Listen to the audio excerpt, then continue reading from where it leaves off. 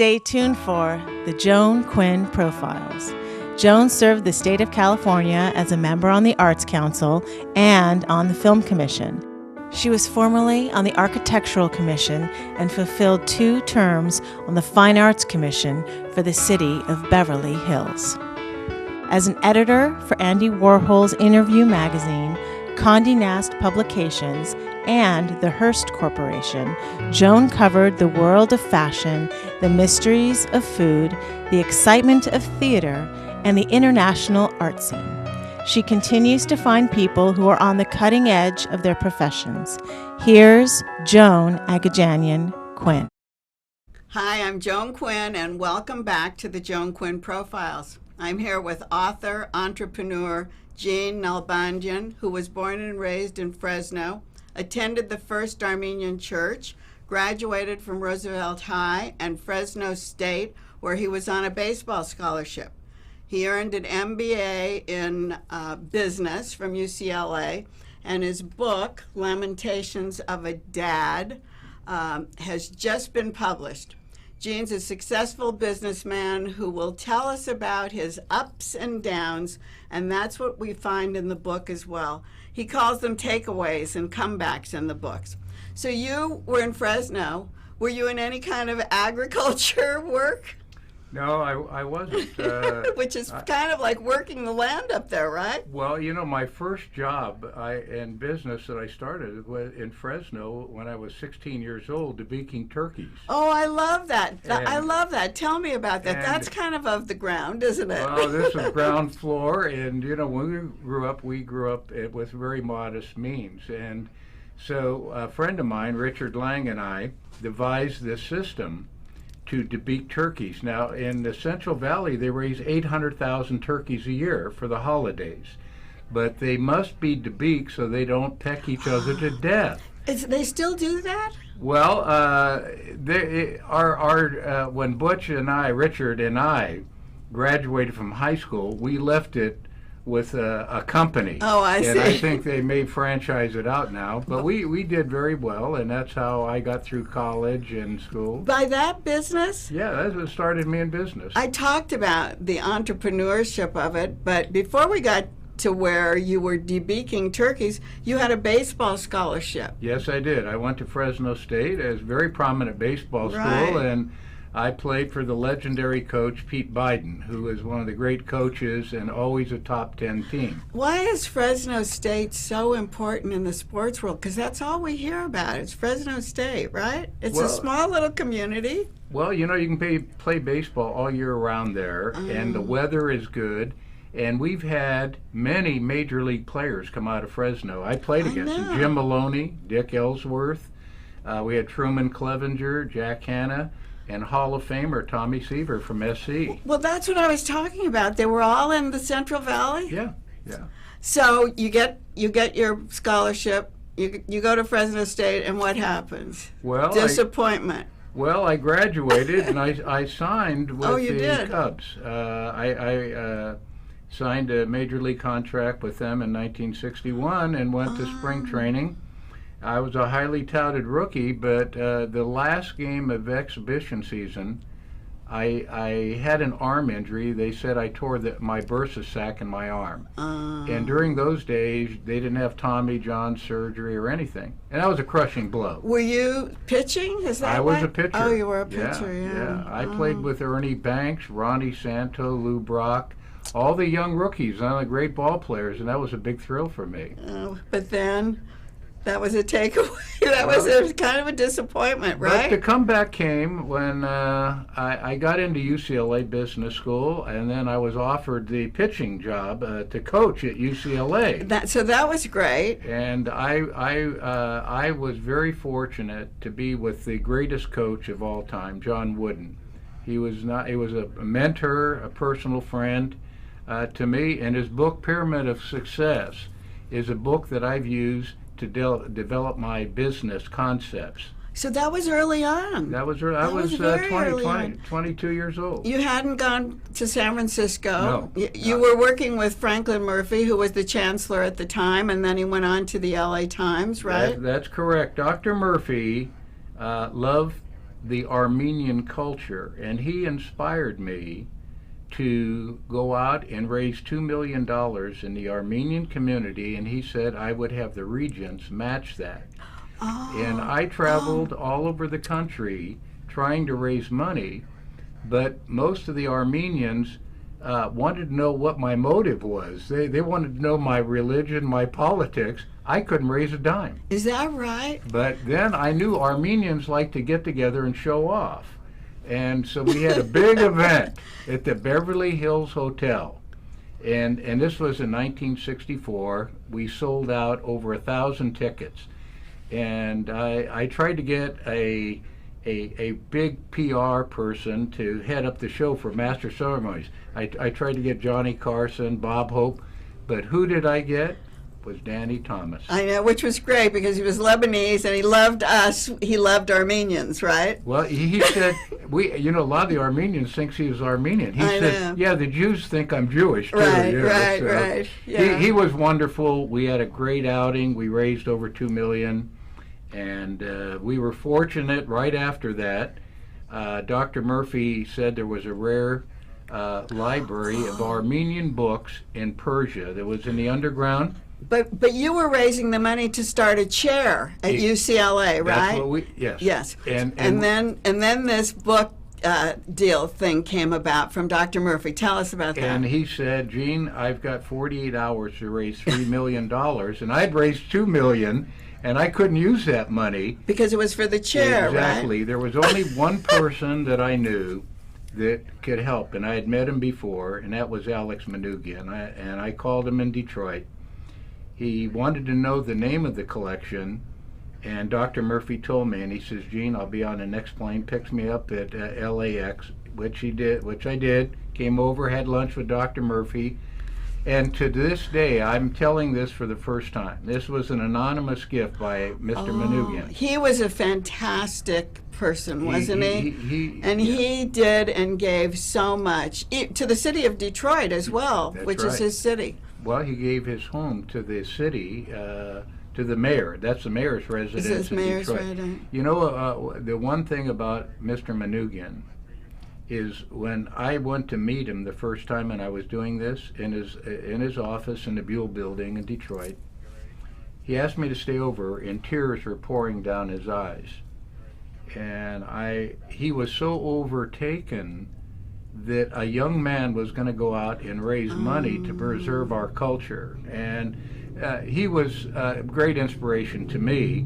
And I saw his business, and he was a self-made entrepreneurial man, and he had a big influence on the way I thought going forward. Masco, right? Masco Corporation, yes. Right. Yes, yeah. And it's huge, and he was huge, and yet he was a very humble person. Very humble. Yeah. He's the only person that is buried in Etchmazan. Etchmazan, is that right? Etchmazan, where the Catholicuses are buried. He's the only person, and I've been to his gravesite. Oh, I didn't know just that. Just outside of Yerevan, yes. Oh, I didn't know that. Yeah. He was great for the Armenian people and for all mankind. I know he did so much. So he was a big influence. When you left Dr. Murphy, you went to San Francisco. Yes, I did. Actually, I had a couple jobs. And an opportunity came up where I was hired when I was 29 years old to be the CEO and president of Blums of San Francisco. I know, and Blums was so great. It was such a big name. It was for the carriage trade in San Francisco. And it was young, so maybe that's why they came to a young person. It had a young feeling about it. Well, I was given to the keys to the city. This was a big moment in my life when Joe Alioto greeted me when I came, and Cyril Magnan gave me the keys of the city. And one of the great giants of the hotel industry, Benjamin Swig, who we had a Blums in his hotel. Because he owned the Fairmont, right? He owns all the Fairmont hotels, right. And it was very, very generous man. And in fact, I was elected. The company that owned Blums was called National Environment Corporation, And I doubled the sales. We got into every major department store in the country. We were in Neiman Marcus. Stanley Marcus opened up his stores for Blum's Candy and our confectionery. And you're talking about these giants, Stanley Marcus, Cyril Magnan from J. Magnan, all these people Marvin who were... Traub from Marvin Traub from Bloomingdale's. And Ben Cohen from the Fairmont Hotel, the president and founder of the Fairmont Hotel, called me and he wanted Blum's. And I built a big cable car for him in Miami at the Fontainebleau. So, interesting story about Ben. After 3 years, I was elected the top president of the 10 divisions of National Environment Corporation. And I was given this big prestigious award at the Balboa Hotel in 1970. 7 days later, I was fired by the chairman of the board for not voting for the way he wanted me to vote, and I was out of a job with 2 kids, and that was a real big takeaway. You know, this is really great because I've read all these stories in Lamentations of a Dad, and I think our viewers will love to read those stories. To hear them coming from your mouth is great. But we go through patents where you had tweezer with a light on it, and Jardinier Company that one must have been the biggest thing you did. Yes, it was. Like watering with... Well, let me tell you about how we got there real quickly. I invented a tweezer with a light and a screwdriver with a light. Those were my first 2 patents. And people say, you're a marketing guy. And I said, you know, an entrepreneur is a person that finds a need and fills it. And these ideas came into my head. I did prototypes, built... And both of those products were on the Sears catalog and generated record sales. It was another big moment for me. Fantastic. And then I was selling the company to a major cosmetic company, and the deal fell out at the last hour, and I lost a lot. And that was another big takeaway, you know. So, you know, when you think of all the things that you're going through, you wonder why these things happen. But then that led to Luigi's. I was out of a job. I get a call from an attorney because of my background with Blum's. And this attorney calls me, says, I represent Louis Perini, the construction company in Boston. He owns 52 restaurants in San Francisco. And so they call a meeting. I go in. He says they were contemplating bankruptcy. And Mr. Perini asked me, he says, well, with your experience, he says, Mr. Nalbandian, have you been in my stores? And I said, yeah. He said, what do you think about them? I said, well, they're not run right. And the customer service is terrible. Your food presentation is not to the liking of people, and the customer service is terrible. He says, well, can you do something about that? And I said, yes. So he says, I'd like to hire you. So he said, well, what do you need? I said, well, I want $10,000 a month. And he slams his fist on the table. He says, who do you think I am? And I said, Mr. Perini, you want the job done? I'll do it. Which I did. 12 months later, we made it profitable. I sold it for him, and he gave me a bonus, and that's the money I had to start my first real company, Swenson's Ice Cream Parlor. So Swenson's Ice Cream, we have to move from Swenson's Ice Cream because our time is almost up. But I want to talk about the book just for a couple of minutes now, because you bare your soul in this book. You talk about everything we've talked about leading up to being a single father, having a child who was a son who was very, very prominent in your life, who was bright and a good athlete, and he left the athletic world that he chose to be a surfer. I don't call that athletic so much, but so he became a surfer. And then you had all these traumas that went on.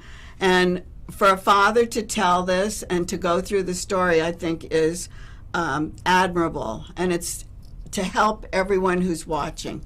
So if you could just give us a really quick synopsis so that they can get the book and read it on their own. Well, drugs is something we all deal with. It's an epidemic in the country.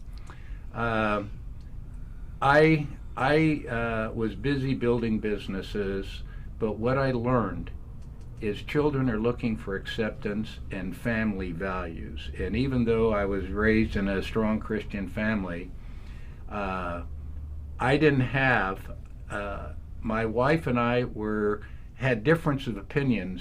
My second wife and I had different opinions about raising children. And that creates a dichotomy.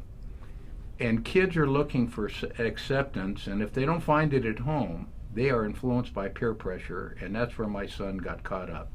It started with marijuana. Marijuana they use it for creativity and keeping a high and giving them the boldness to be somebody they really can't be because it's temporary.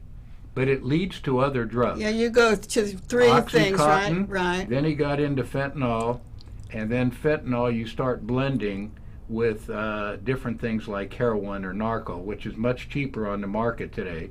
My son got so heavily involved in this, he could not help himself anymore. And you couldn't help him. I paid, I had him in the best rehab. I had him in 3 different rehabs, the best in the country. And all the money in the world is not going to change. And it all goes back to having that person wanting to change. He has a choice. Right. And his choice was taken by these drugs that altered his mind where he couldn't make the choices, Joan. So that's the big thing. Even though they have a choice to say, no, I don't want to do it, and they have help by saying that they're so involved in it that they can't make that decision. He wrote me a letter before he died. I think he knew he had to because he had a son. And his son adored him, and he didn't feel he could ever be a father. And whether he committed suicide or what it was out of an act of love, yeah, he had to let go. And drugs was an easy way out for him. But he wrote me a letter before he died, and his girlfriend gave it to me, and he said, Dad, I'm sorry, I wanted to be like you, because I loved you so much, and I let you down. I stole money. I took everything. He admitted everything, right? He admitted everything, but he could not do it in person.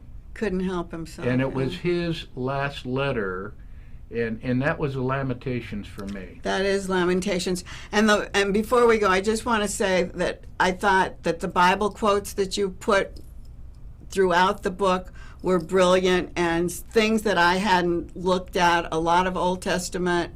And I think that this is a brilliant thing for you to do, and I thank you so much for coming today. It's my pleasure, Joan. And thanks for watching the Joan Quinn Profiles today. Keep writing to JAQUINN1@AOL.com.